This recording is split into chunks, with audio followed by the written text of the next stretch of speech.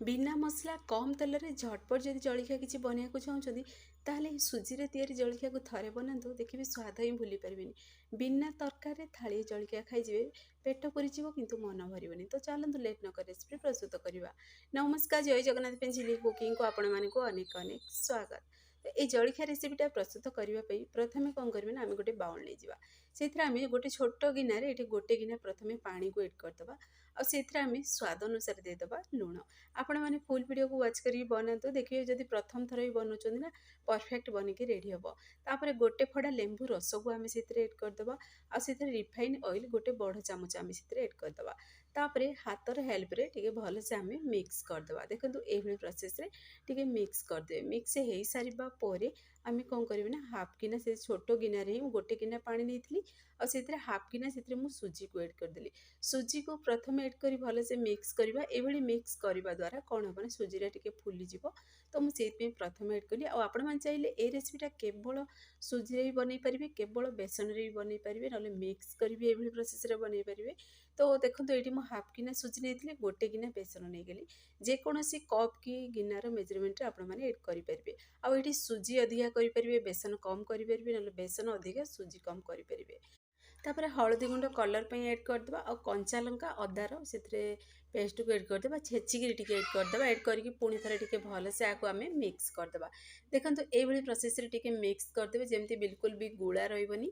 तो देखो आपण मैंने देखी जापे केते बढ़िया आमर ये मिक्स हो सारी। आउ टे आम जेहेतु आम रखुना रेस्ट पे संगे संगे बनाऊँ से अल्प टिके से बेकिंग सोडा ऐड करदेली। जदि आपण मैंने बेकिंग सोडा ऐड करने को चाहूना ताहले आपण मैंने ये इनो भी ऐड करेंगे। तापर भल से टिके मिक्स करदे ना रेस्ट पे भी जदि किसी समय रखिदेवे ना ताहले भी देखिए बहुत बढ़िया गोटे फुलिकी आमर ये रेसिपी बनिकी रेडी हम। तो ये आम पुणी थे टिके अल्प टिके पानी को देकी भल से टिके मिक्स करदे। आपण मैंने देखी जापे बेटरटा देखो केते पूरा स्मूथली बेटर बनिकी रेडी हो गला। आम जेहेतु से लेंबू ऐड करते बेकिंग सोडा ऐड करदे आ देखो परफेक्टली आम मिक्स भी मिक्स कर सारी। आमती आपने केक पे बनाऊँ ना बेटर से प्रोसेस बनईकी रेडी करेंगे। बनी सारा पर ये देखो मुझे दुईटी कागज ग्लास नहीं आउट दुईटी गिना नहीं आपण मैंने जो थे आपण मान पसंद आपण मैंने सेट करेंगे। ये बाउल भी सेट करेंगे, कंटेनर भी सेट करेंगे, ग्लास रे भी सेट करेंगे, गिनारे भी सेट करेंगे आपण मान मन पसंद अनुसार। तो देखो ये आम कौन करवा ना से सब बेटर गुड़ा को कौन करेंगे आम पूरा अल्प अल्प करवा। आ ध्यान रखिए पूरा भरिकी बेटर को एड करेंगे जेहेतु देखिए भरिकी जदि एड करेंगे जहाँ फुली बना जाए ये आमर पिठाटा। तो फुलवा समय देखिए जदि भरिकी एड करते बाहर पड़ज से प्रति टिके ध्यान देवे।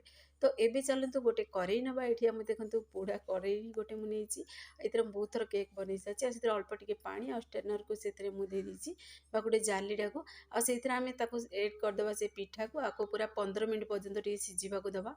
15 मिनट पर आपण मानक देखा देखो कभर को बाहर करी आ कभर एमती गोटे देवे जमती कि बांफ गुड़ाक जीवनी आ जल्दी पिठाटा आमर सीझिकी रेडी हो।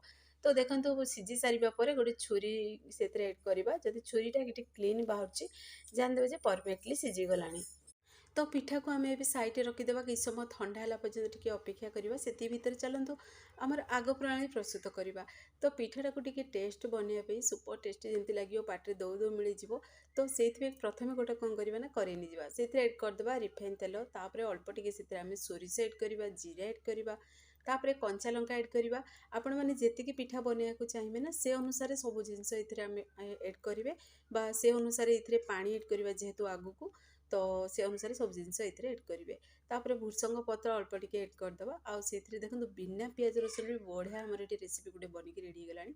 आउ देखो मुझे जेहेतु ये 1.5 गिना केवल हाफ गिना सुजी एड करी आम एड करदे कौन गोटे गिना बेसन एड करते 1.5 गिना ही पानी एड करदेली।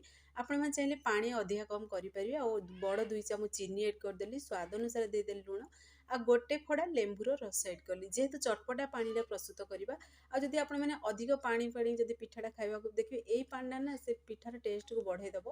तो ताकू फुटला पर्यंत अपेक्षा करेंगे, स्लो आंच रे फुटवाक देवे आम साइड रखीदे और अधिका कम करेंगे पानी। तो सेमती किसी ना पानी कमिले आहरी देखिए टी सुखा लगे कि पानी जब अधिका बनई ना से जो आम स्पेशल पानीटा बनाऊँ तो देखिए खावा को अधिका स्वादिया लगे।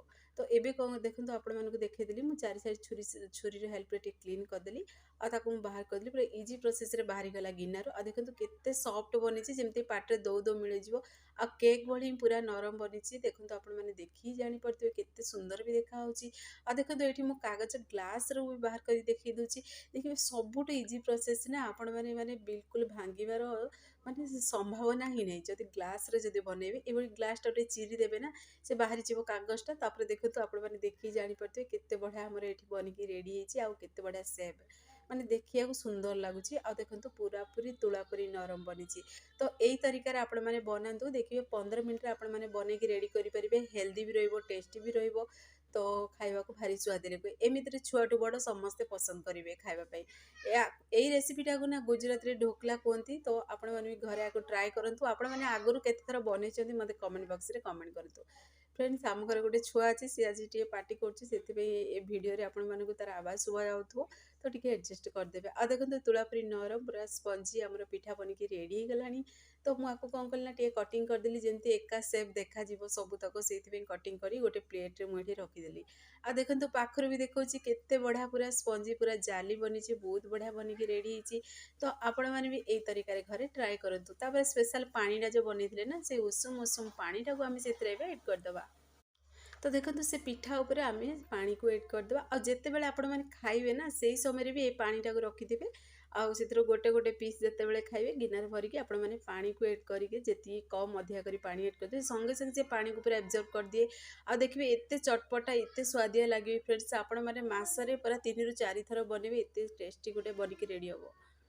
ଆଉ ଦେଖିବେ ପାଟିରେ ଦଉ ଦଉ ମାନେ ମିଳିଯିବ। ଫ୍ରେଣ୍ଡସ୍, ଆପଣମାନେ ଯଦି ଭିଡ଼ିଓଟି ମୋର ପସନ୍ଦ ଆସିଥିବ, ସାଙ୍ଗମାନଙ୍କୁ ସେୟାର କରନ୍ତୁ, ଲାଇକ୍ କରନ୍ତୁ। ଚ୍ୟାନେଲ୍ ଯଦି ନୂଆ ଅଛନ୍ତି ତାହେଲେ ଚ୍ୟାନେଲକୁ ମୋର ସବସ୍କ୍ରାଇବ୍ କରିଦିଅନ୍ତୁ। ବେଲ୍ ଆଇକନ୍‌କୁ କ୍ଲିକ୍ କରିଦିଅନ୍ତୁ, ଯାହାଫଳରେ ମୋର ସବୁ ଭିଡ଼ିଓ ନୋଟିଫିକେସନ୍ ପ୍ରଥମେ ଆପଣମାନଙ୍କୁ ପହଞ୍ଚିବ। ମୁଁ ଏମିତି ଇଜି ଇଜି ଭିଡ଼ିଓ ନେଇ ଆସିବି, ଆପଣମାନେ ଦେଖିକି ଘରେ ଆକୁ ନିହାତି ଟ୍ରାଏ କରନ୍ତୁ। ଆଉ ଯଦି ଫେସବୁକ୍ ପେଜ୍ ଦେଖୁଛନ୍ତି ତାହେଲେ ଫେସବୁକ୍ ପେଜ୍ ମୋର ଫଲୋ କରନ୍ତୁ। ଇନଷ୍ଟାଗ୍ରାମରେ ଦେଖୁଥିଲେ ଜମାରୁ ଫଲୋ କରିବାକୁ ଭୁଲନ୍ତୁନି। ତ ଦେଖନ୍ତୁ ଗୋଟେ ପିସ୍ ଆପଣମାନଙ୍କୁ ଏଠି ଗୋଟେ ପ୍ଲେଟ୍‌କୁ ବି ବାହାର କରି ଦେଖେଇ ଦେଉଛି। ଆମେ ପାଣି ଏବେ ହିଁ ଏଡ୍ କଲେ। ଆଉ ଦେଖନ୍ତୁ କେତେ ସାରା ପାଣିକୁ ସିଏ ଆବଜର୍ବ କରିଛି। ଆଉ କେତେ ବଢ଼ିଆ ପୁରା ରସୁଆ ଆମର ବନିକି ରେଡ଼ି ହେଇଛି ପିଠାଟା। ଆଉ ଦେଖିବେ ବିନା ତରକାରୀରେ ଆକୁ ଖାଇବେ, ବହୁତ ବଢ଼ିଆ ଲାଗିବ ଖାଇବା ପାଇଁ। ତରକାରୀର ଝଞ୍ଝଟ ବି ବିଲକୁଲ ନାହିଁ। ସକାଳର ବ୍ୟସ୍ତତା ଭିତରେ ଆପଣମାନେ ଆକୁ ଝଟପଟ ବନେଇ ପାରିବେ। ଛୁଆମାନଙ୍କ ଟିଫିନ୍ ବକ୍ସରେ ବି ଦେଇପାରିବେ, ବଡ଼ମାନଙ୍କୁ ବି ଟିଫିନ୍ ବକ୍ସରେ ଦେଇପାରିବେ। ତ ଚାଲନ୍ତୁ ଆପଣମାନଙ୍କୁ ଏଠି ମୁଁ ଖଣ୍ଡ କରିବି ଦେଖେଇ ଦେଉଛି କେମିତି କ'ଣ ବନିଛି। ଦେଖନ୍ତୁ କେତେ ବଢ଼ିଆ ପୁରା ସଫ୍ଟ ବନିଛି। ତ ଏଇ ତରିକାରେ ଆପଣମାନେ ଯଦି ଘରେ ବନାଉଛନ୍ତି, ମୋତେ ଆପଣମାନଙ୍କ ଅନୁଭୂତି ସେୟାର କରନ୍ତୁ। ଆଉ ଯଦି ପ୍ରଥମ ଥର ବି ବନାଉଛନ୍ତି ନା, ତାହେଲେ ବି ପରଫେକ୍ଟ ବନିକି ରେଡ଼ି ହେବ। ଫ୍ରେଣ୍ଡସ୍, ଆପଣମାନେ ତ ଭିଡ଼ିଓ ଦେଖୁଛନ୍ତି, କିନ୍ତୁ କେଉଁ ଜିଲ୍ଲାରୁ ଦେଖୁଛନ୍ତି କମେଣ୍ଟ ମାଧ୍ୟମରେ ଜଣାନ୍ତୁ। ମୋତେ ବି ଖୁସି ଲାଗିବ ଭିଡ଼ିଓ କେତେଦୂର ପର୍ଯ୍ୟନ୍ତ ପହଞ୍ଚୁଛି।